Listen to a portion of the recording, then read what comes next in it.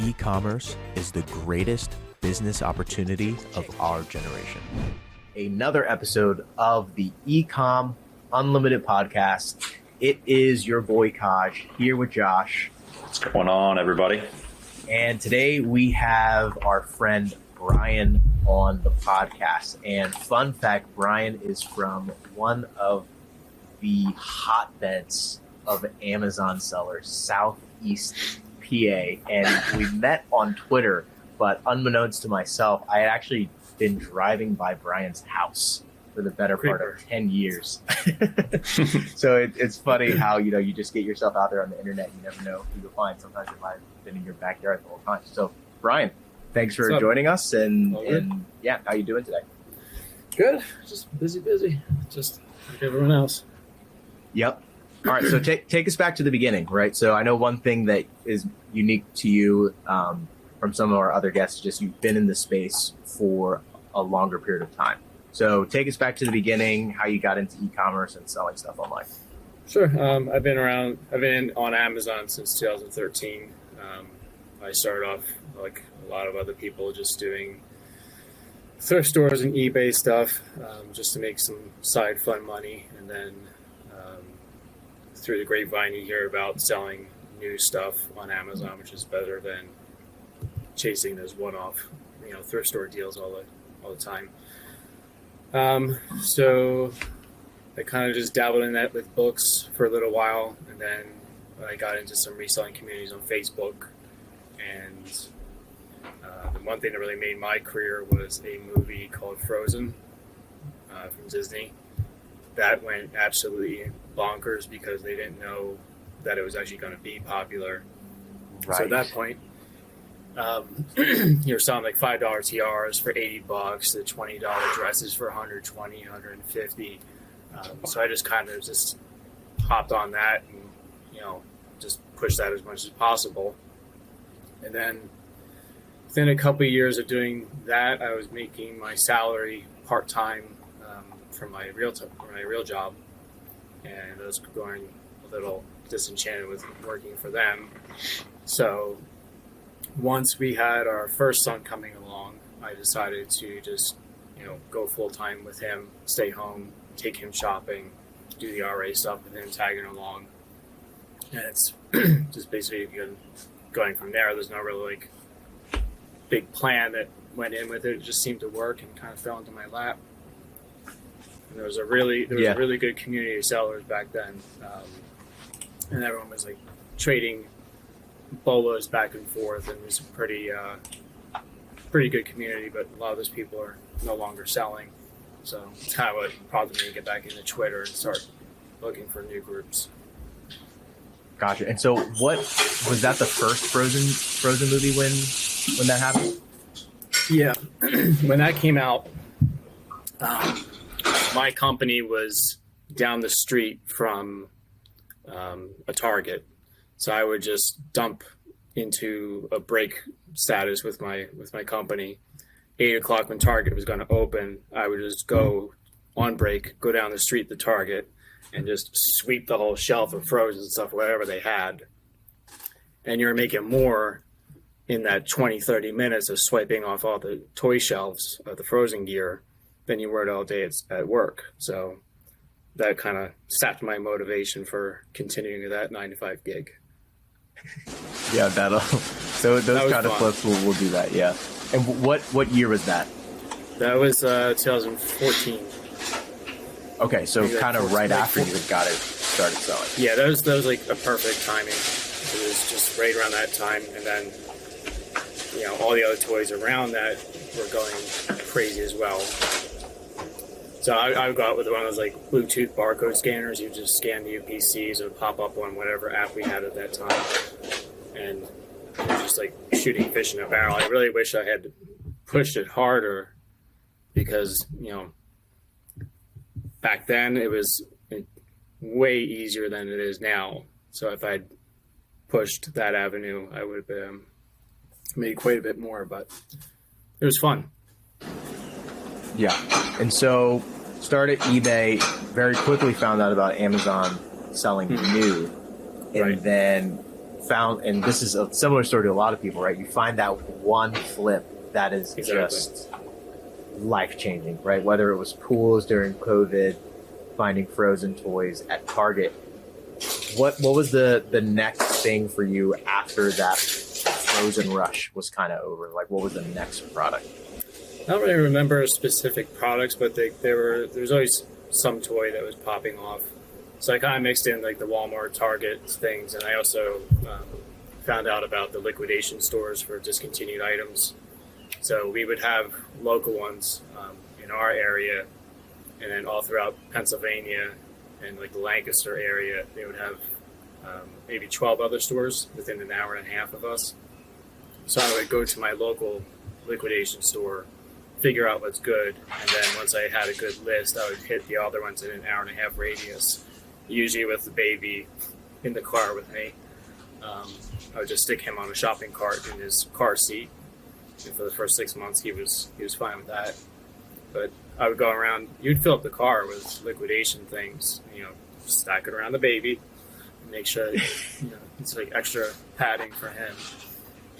So that was just kind of my routine. Wake up with him, take him in the car, make sure we had food and diapers for the day, and then for the first 6 months, I did that with him, and then once he became mobile, we got him like a babysitter once or twice a week. And then when I'm home with him, I pack it up, and on the babysitting days, I would go out to shop. Gotcha. Okay. And then there's always like some online stuff sprinkled in there, but it wasn't as big as it is now. Right. Yeah. And 2014 was frozen. At what point did you make the decision to leave the day job? That came. Well, the decision to leave was December of 15 or December of 14, because we had some kind of issues with bonuses at work where they weren't giving what they were supposed to be giving. I just made $10,000 profit in December. So I made that decision for the next 6 months until my first son was coming. I'm going to push it as hard as I can and just make it as easy as possible to leave. So I decided to leave then. July was when we actually went full time. Okay. But so I would July of 2016. July of 15. July 15. Okay. So he was born June 15, and then 2-3 weeks later, I was full time. What? Wow. So we had two massive changes. Yeah. So we had a guaranteed bonus in June that I was waiting for. That kind of was why I was waiting. And then once my wife told me the money's in the bank, I hit send on the quit email. And then they asked me to stay for like a week or two later, but that was it. Wow. I milked that position. I was taking 2-hour lunches. I was leaving an hour early. So just make it as easy as possible to bounce out. Right. Very cool. Yeah, Josh, I'll pass it off to you. Yeah. So what are kind of the business model that you're doing now? Right now, it's all OA. I was all RA until COVID hit. We have our mother-in-law living with us, so I really didn't feel right about going out in the stores with that environment. Sure. So once that hit, I pivoted entirely 100% to OA. And I didn't really start in earnest a lot of the wholesale stuff until like 19 and 20. But once that hit, I kind of put that to the back burner, and I'm really just coming back to it now. Okay. So my model really is, or my method, I guess, I do not do well with manual sourcing. It just doesn't really hit with me too much. So what I will do is I will use a program called Tactical Expander to pull all the ASINs from all the sellers that I find through Keepa on a particular listing. So if I have a good listing, I know where it's coming from. I'll hit all the sellers on that listing, pull all their ASINs, and then I can dump that into another program called Tactical Arbitrage. Okay. Yeah. And I actually dump all these ASINs into the wholesale function. And then you can organize it coming back to see what we're all looking for. High quick sellers, high profit. Amazon's not a big competitor. and then just reverse source from there manually. Nice. That's landed me a lot of good replens over the years. There's things that you can milk for about a year sometimes, and then once that inevitably dies, hopefully you've done your job and found something else. Exactly. Yeah, 100%. I think a lot of times people are just like, all right, cool. I found like that one product. They can get really comfortable with like 80% of their revenue in a month being, from like 2 products. I've made that mistake many times. Yeah. I mean, we have too. So it's like everybody kind of falls into it. Yeah. Cause it's like so easy to fall into it. You're like, oh, sweet. I'm going to get at least 40 grand revenue from, this product alone. And then they go out of stock for like 3 weeks and you're like, oh shoot. Okay. I got to figure out how to make this work and kind of look to expand my portfolio or inventory, as some people like to say. Yeah. Now, how did you go about kind of getting capital for a lot of your like purchases of OA and all that kind of stuff? Most of it has just been through credit cards. Okay. Early on starting, I had taken some of the Amazon loans, but I really didn't like the repayment terms on those because you only have 6 months. Yeah. And basically your first payment is a wash. You can't really cycle your money too much that way. So I've done well with using 0% year-long 18-month cards when I'm looking to try to make another push. Yeah. But mostly it's just been predicting what revenue you have, trying not to spend too far above and beyond. Yeah. What your limits are, so you're not eating a lot of interest. Yeah, I mean, that's exactly it. Trying to get those 0% APR credit cards for that specific amount of time is just, they're so key. It makes it so easy.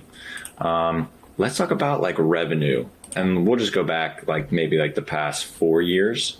So yeah. I don't think we need to go all the way back to 2013, but maybe just walk us through what your revenues look like and maybe what's a goal for this year. Yeah, I mean, revenue, I have it up on my other computer. Maybe you could ballpark it. Yeah. If you take an average, it's about 500 a year, 500,000. Okay. Gross. 20 and 21 were about 800,000 for those 2 years. And then for the last 22, 23, 24, my sales have fallen off from that point. Mainly because a lot of Amazon had a couple pushes to kill anything that was using GTINs, and so far as opposed to UPC. So I had a lot of really good bundles and things I was relying on that got just dog paged. So dog page. My goal is really to get back to that. Yeah, to get back to that $800 million area. I think that's entirely doable with getting back into wholesale because you're not relying on the sales too much, and if you're trying to find things that are not so saturated, like the health and beauty, the toys and things like that, the boring stuff, you can really make a push for stuff that doesn't have like 100 sellers coming back in, or like Chinese competition. For sure. Yeah, 100%. And for those who don't know what the dog page is, that's basically what Amazon puts out when they can't find or when they basically, the product doesn't exist anymore on Amazon's website. It just goes page not found, and then a couple dogs show up to make your day just that much better. Yeah, just that much better after finding out that, 2K inventory, might be lost or not being able to sell on Amazon anymore. Yeah, it's always fun to go back to eBay. Yeah. Oh gosh. Now for this year, what is the goal for you? I mean, the goal's $1 million. Okay. I think I'm going to come short of that with the issues I've had right now with having. I've had a couple of suppliers that are cutting me off, my own fault.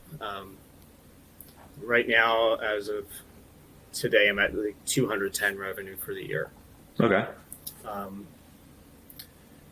Nice. So I would like to make a push for $1 million, but that depends upon getting reliable suppliers. So sure. And that's what you're currently trying to do right now, just kind of scale into that wholesale.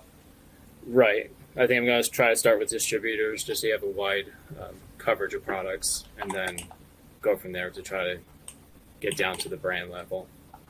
Cool. All right, last question for me. What does your credit card stack look like right now? to optimize for OA? As far as Yeah, like are you at Amex? Are you in like the Capital Spark? I have the Amex Plum. I have a couple of different Amex, like Hilton and Marriott rewards cards that gets us lots of, hotel points, flights, things like that. We take the kids to Disney every year, just basically on hotel points and paying through the nose to the mouse. That's awesome.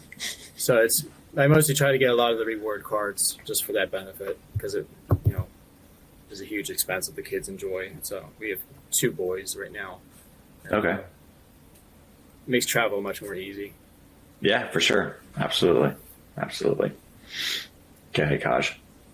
All right. So I kind of want to talk to you about the changes that you've seen since 2013 to now in the general Amazon e-commerce selling landscape. And you mentioned earlier that it was a lot easier 2013, 2014 versus now. So what changes have you personally experienced in your business that you think have made it maybe a little bit more challenging to find those higher ROI, fast moving products?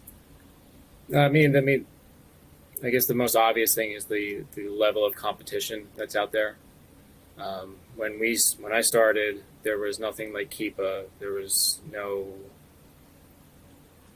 like automation softwares or anything like that.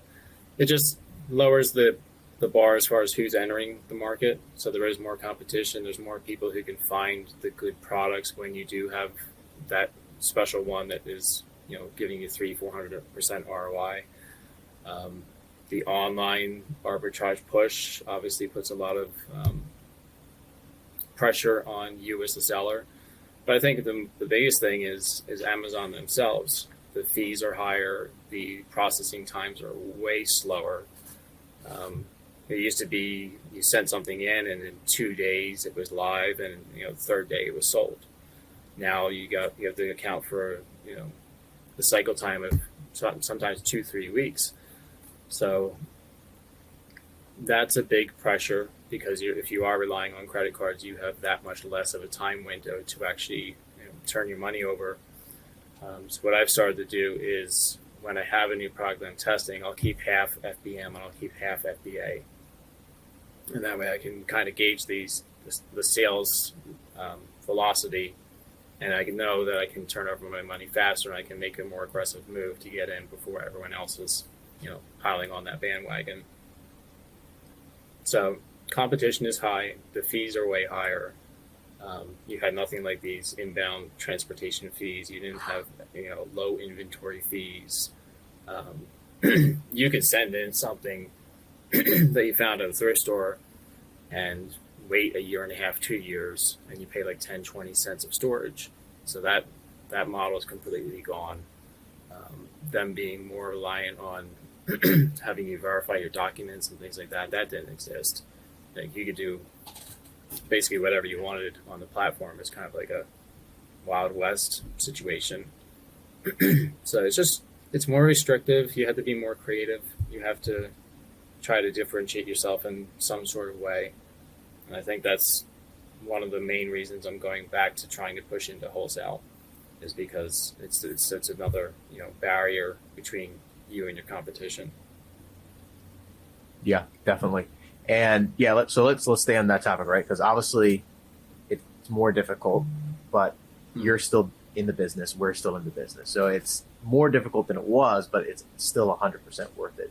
And it's still possible for, new people to get into this space. So first question is, in the OA side of things, what techniques did you start to use to try and differentiate and create that extra margin, even though, there's a lot of other competition? I mean, the one thing I use the most is coupon codes. You can obviously find them online, but there's also ones that you can find that are not really published. Sometimes I will go to Reddit.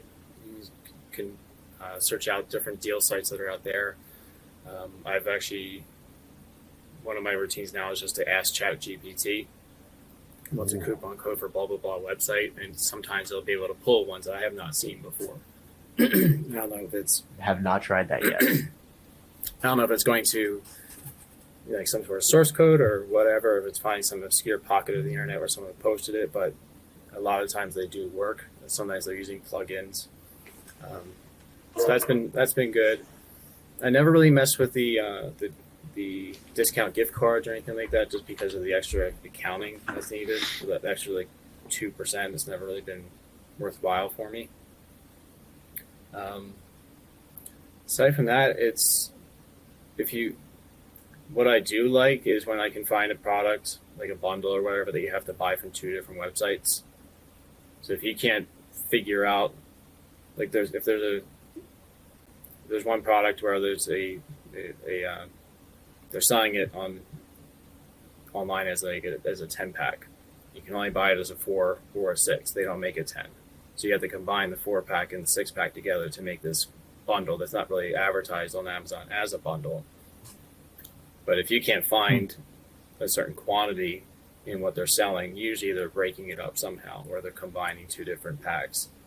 So that eliminates a lot of people who are just going to stop at, I can't find it, and then they'll move on to the next one. Interesting. That's I really like that technique. I think both of those are things that we really never did a lot in the OA game. We were very heavy on the discounted gift cards, very heavy. And yes, the accounting is a pain. It's a nightmare. Atrocious. But we had especially with cancellations and things. So. Oh my! I literally just got. I can look at my inbox right now. I think 15 new gift cards from a retailer that shorted us inventory, and I told them we never got it. Yeah. And then I got to go. My admin just went through and re-added all of those gift cards onto our spreadsheet so that I can use them again. This is free money. It can be a pain at times, but those were like I think 6 or 7% gift cards, so it's worth it. Yeah, when they get that high, you can get it. Top Cash Back will actually give you you can buy gift cards through them as well and get get cash back on the gift card and also have a little bit of a reduction. So if you know if you know the retailer's not going to cancel, like a Walmart, they'll maybe give you like a 1% discount. I've done those. Right. But you can only buy them in $250 increments. So if you're making large purchases, it can be tedious, but that can sometimes add a little bit to your bottom line. Yep, 100%. Very cool. Okay, and then so I talked about kind of creating that extra margin / doing the work that other people aren't used to doing or willing to do or even know to do in OA. Mm-hmm. I really like that idea of the bundling and buying from 2 different websites because a lot of people aren't even going to think to do that. So if you're willing to put in that work and you're listening, that's a hack. And then you also said, you're getting back into the wholesale. So you're saying getting back into the wholesale. You already had some distributors and suppliers from before that you were buying from? I had tried to make a push back in 2019 to add wholesale into my my routine, and I just wasn't finding distributors that were worthwhile. You weren't getting to the ones that were actually like there are too many steps behind in the supply chain to be cheap enough. And then there was a few other ones that I had. There was about 3 or 4 that I had from direct manufacturers, small manufacturers, and eventually those products got saturated because they were just kind of letting anyone through. So it's great when you find a supplier who will just let you buy because you want to buy, but it's also everyone else is going to get that same treatment. So those I had for a couple of months, and then they just became not worth continuing on with because they got saturated. And also, like, they had people coming on that were not meeting MAP, and I was contacting the brand themselves to tell them these are the exact people who are breaking MAP. I'm going to be forced to do it as well if you're not going to cut these people off. And they just kind of didn't care. So I had to liquidate and move on from them and just not resupply. So once I had that, and then I got back into RA and OA, it just wasn't worth my time as a one-person operation. I do everything myself. I don't have a VA. I had a guy packing before COVID, but he went back to school. So I'm the sourcer, I'm the packer, I'm the shipper, I'm the admin. So just time-wise, it's kind of went on the back burner for stuff that was producing revenue. Right. And yeah, man, I could not keep doing the one man show. Oh man, it's just there's certain things that I just enjoy having a team, but at the same time, those are additional expenses. And so I'm assuming, obviously, part of the way you've been able to keep your margins high is just by doing everything yourself. Yeah, but that comes at a cost. So I am starting to look at once I get my revenue back up to where I want it to be, I do want to get someone to pack again, at least to get that first step out of the way. And we had a group of people that I was sourcing with years ago. We tried to share a VA, but I don't think we as sellers were ready to, train them or anything yet. So that was a failed experiment, but I think it's worthwhile to do it again now that I know more a couple of years later. Yeah, for sure. Yeah. Now, are you trying to ever scale yourself totally out of the business? Is that a goal? Or do you always kind of want to be, close to a one-man show? I mean, if I could have a good VA who could do that, that's obviously the ultimate goal. But it's not something I see soon. Gotcha. Yeah, I would love you're thinking just like more like as like your revenue goes up, like so let's say like you clear $1 million, like you go to like maybe like $1.5 million next year, maybe like start to think about a VA then. Like when do you feel it's like a good time to like start looking? I mean, I think it's sooner than later. Obviously, I mean, I'm already 10 years in. If I'm not going to do it within the next year or two, am I going to do it at all? Right.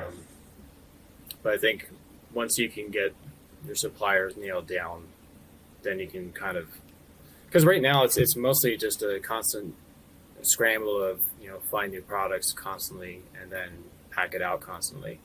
So I think first thing I need to get off my lap is the packing and the shipping, and then I can focus on getting better suppliers. And that doesn't mean if I don't have packing, I can have someone the time to train at a VA and be effective at it. Like I don't want to go back to what we had with my original group and kind of fail that person in training them to do what you want them to do. Gotcha. And then as you go further into wholesale, are you thinking in terms of like a 3PL or like a place to send products to pack them up? I haven't. I think my thing with that, and obviously I haven't researched it a lot, is the cost per unit is obviously higher. Sure. If I have someone in-house packing, because like my house has a work area in the basement where I come out of. Nice. And I could have one or two people down there doing packing for me, $20 an hour or whatever. So that per unit cost, I think, is easier to manage with actual direct employees. I can just have them through my payroll because I'm personally set up as a S corp for the business. So I already have a payroll company working for me, so I could add someone on easily and just have them do the admin work for that. Sure. So I think the two priorities for me on that are cost and turnaround time. If you have everything being sent through your own facility, it's not having the overhead of a warehouse or something like that. That additional cost is not there for me. You can maintain that balance between doing merchant fulfilling and FBA and have a little more flexibility. Yeah, for sure. Absolutely. Yeah, and you're 100% correct. When you have prep in-house, your fees are just going to be way less. Right. But then obviously, you have to, then that also comes with managing people, managing the workflow, which you're already used to doing because you've been doing it yourself, and it's kind of your, it's the rhythm that you have. But for us, when we were mainly OA, all of our prep was in-house. Or maybe we tried doing OA to Prep Center a couple times, which actually was not nearly as stress relieving as I hoped it would be. Right. So we did most of our OA prep in-house and kept our costs a little lower. And then as we started scaling up wholesale, all of our wholesale stuff we've done to a 3PL. And that's been pretty awesome.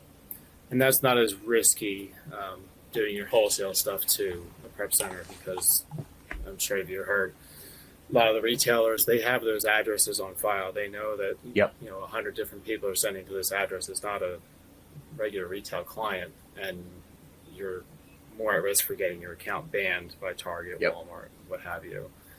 And if everything's being sent case packed, and you don't have these onesie twosie things from your OA deals, it's a lot less taxing on the prep center. You could probably get lower fees. Exactly. Yeah, because prep center, they'll charge a lot less for wholesale prep versus for OA prep. Like Right. a common rate is around like $1.50 for a new OA prep client. Like if you're just starting out and you only have a couple hundred units a month, they'll probably charge you $1.50 or $1.75 per unit. Versus if you're doing a lot of volume with wholesale, like you can get under $1, like 75 cents to 85 cents base. Right. Yeah, so it does make a lot more sense there, especially once you're doing volume. Right. I'm also trying to focus on higher, especially now with the low inventory fees, higher average selling prices, because it used to be. I actually focused a lot in the last couple of years on lower priced items that just had higher velocity. Like if you sell something at $9.99, you get a lesser FBA fee. But now with those additional fees tacked on sending it in and on having your inventory go below whatever 28-day level that Amazon wants, those margins are nothing. And then once you, I think a lot of people ignore the cost of returns. Yeah.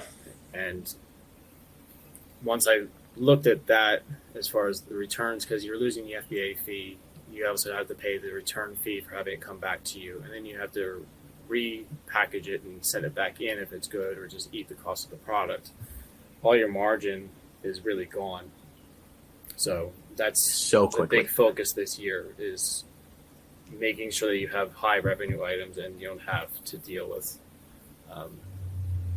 having your margins eroded. So Yeah. Once a product starts to have a return rate that's higher than 5%, if you aren't starting with an ROI that's 30% or higher, you're in trouble. right. Yeah, and a lot, like you said, a lot of people don't think about that. But it's very important, and it's the unsexy side of reselling, but you have to keep track of it, especially if it's a product like in the health and beauty category where you can't resell it as used, or you can't send it back in. Like if it's a return and then you look at it and the person used the product once, you're like, well, that's dumb, and I'm not using that because that's gross and I can't send it to anyone else. It's like, then you eat the cost of the product. But it's a different scenario if it's returns that you can resell as used and at least break even on the product, because then it's not going to eat into your margin as much. Yeah, most of my stuff is health and beauty, home goods. Like, so if the package is opened, it's basically ruined. Yeah. That's really That unfortunate. makes it a lot more challenging. Are you able to liquidate any of that stuff on eBay, or it's once it's used, it's done? Some of it I can, like a lot of it will come back and it will be still sealed and be good enough to send in. But even at that, if you can recoup the actual product itself, if the margins are too low, because Amazon used to be 50 cents flat fee for recalling inventory from the warehouse.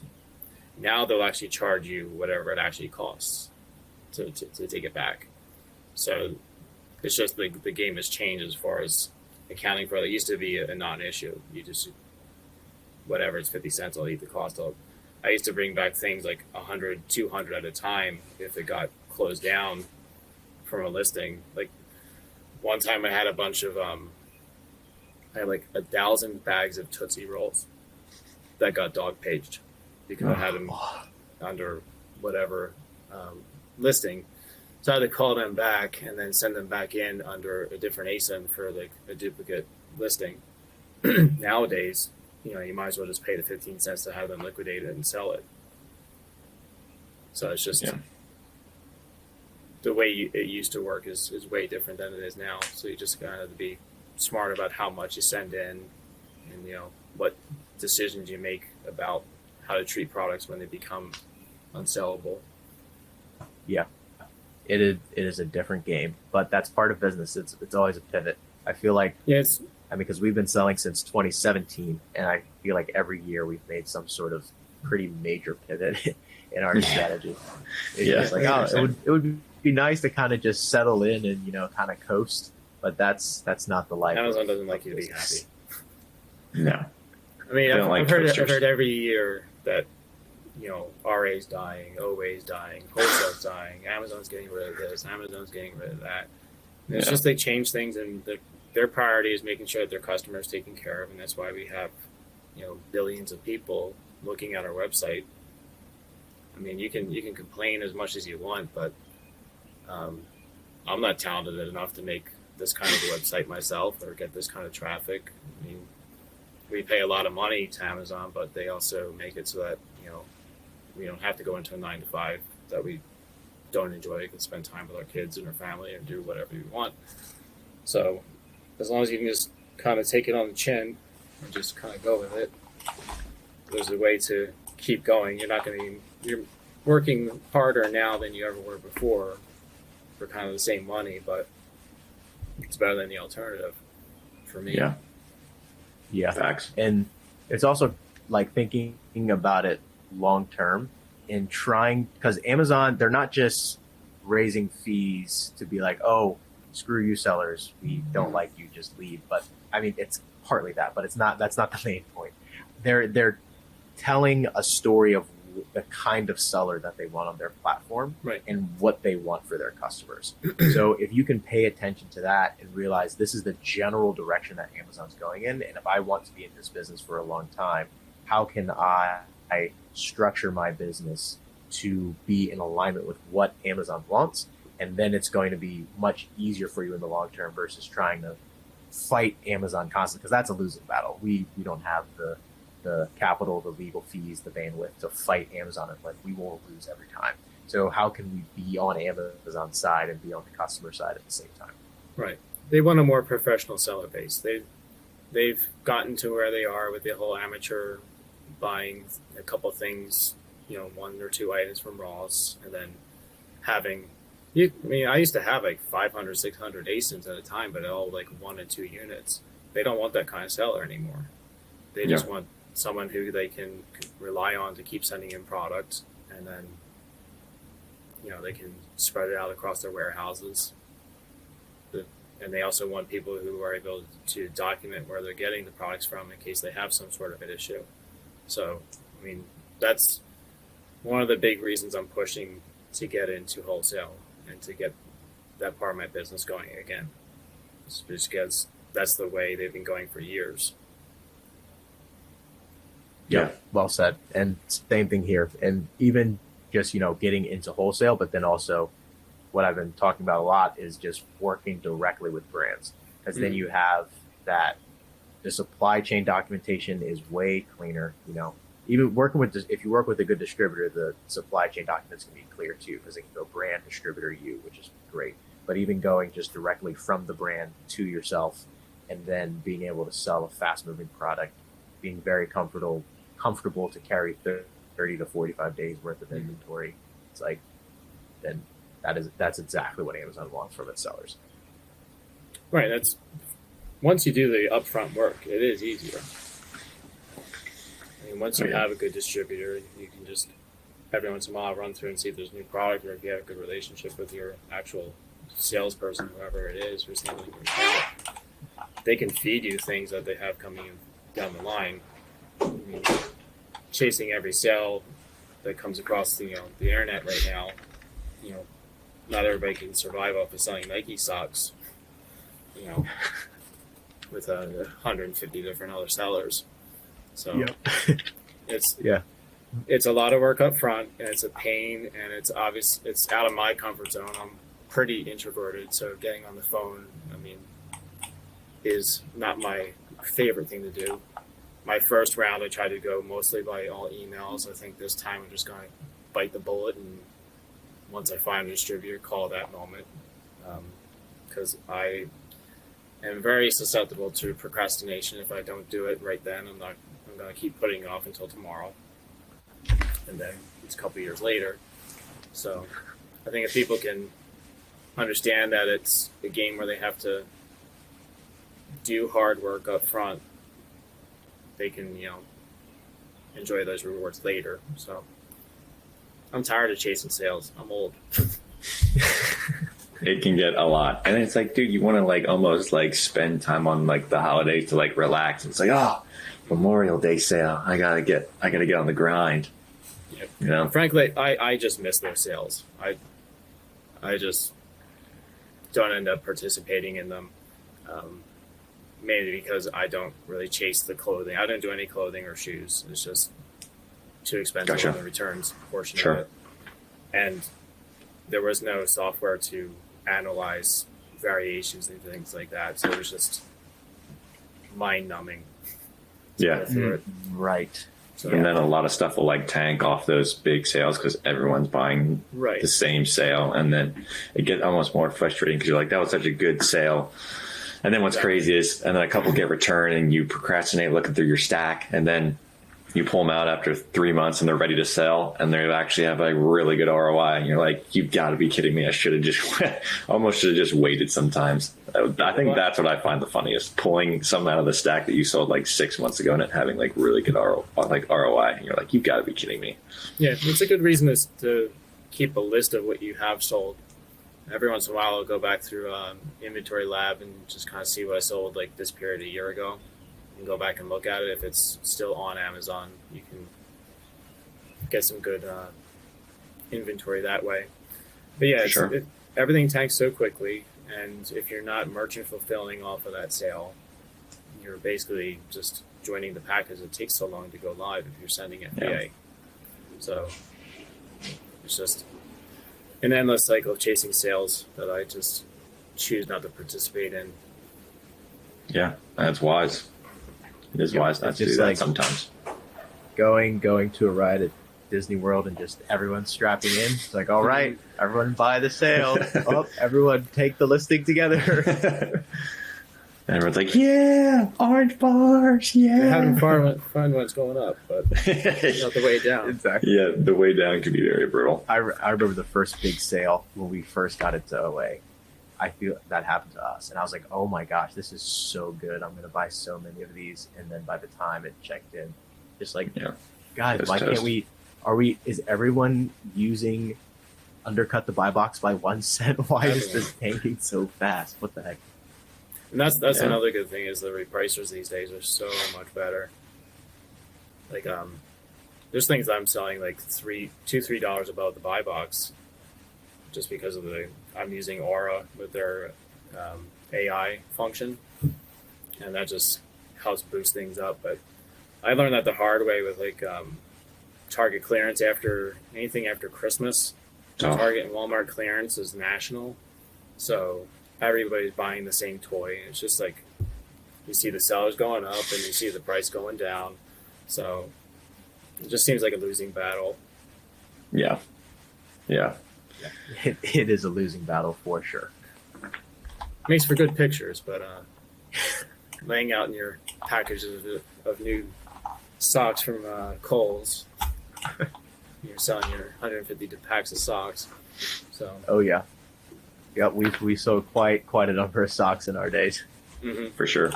Have you done any sort of coaching or anything through your time on Amazon in the beginning or in the middle in OA? Like giving coaching or participating in it? Like participating?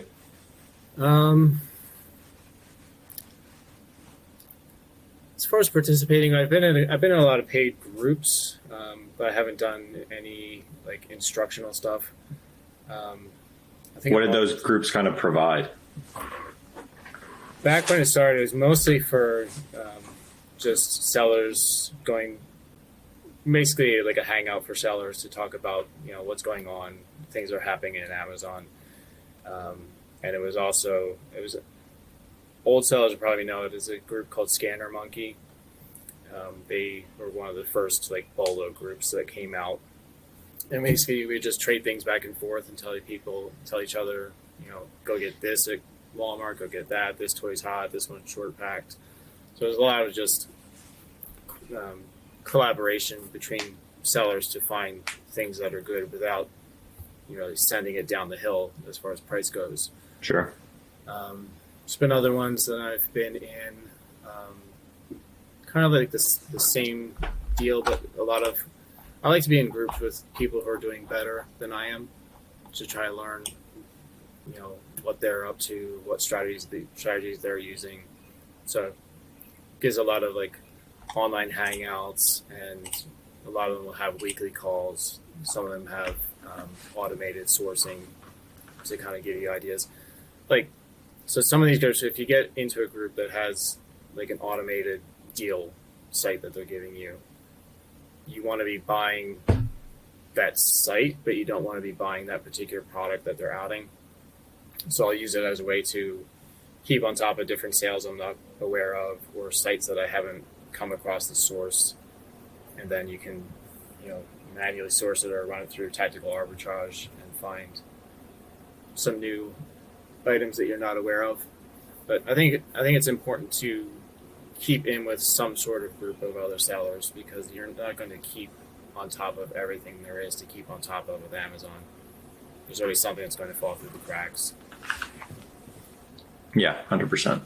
Yeah, I totally agree there. Yeah, I mean, we've been in multiple different groups, free and paid, and it's like you said, it's just such a behemoth. You can't keep on top of all of it, whether it's all the sales, whether it's all of the new fees, any changes going on with Amazon, or if you run into an issue that you don't specifically have an answer to yourself, and you might try searching up on YouTube for a niche answer to that, and you're spending hours watching videos, and then you post in the group and someone's faced the exact same problem, and you're like, oh, just yeah. And it also helps keep your account safe. To be aware of, the Section 3s, the generics, things like that. If you're just sailing along on your own, you're not going to know about new things that the Amazon bots are suspending accounts for, and you can't, prevent yourself from getting hit by them. So exactly. I think it's good, one, mentally, if you're working alone from your home. It kind of gives you a social outlet, but it's also protecting your income source. Because if I was on my own, I wouldn't know about half of these things until it happens to you. Right. And then 100%. Shoot versus seeing it coming.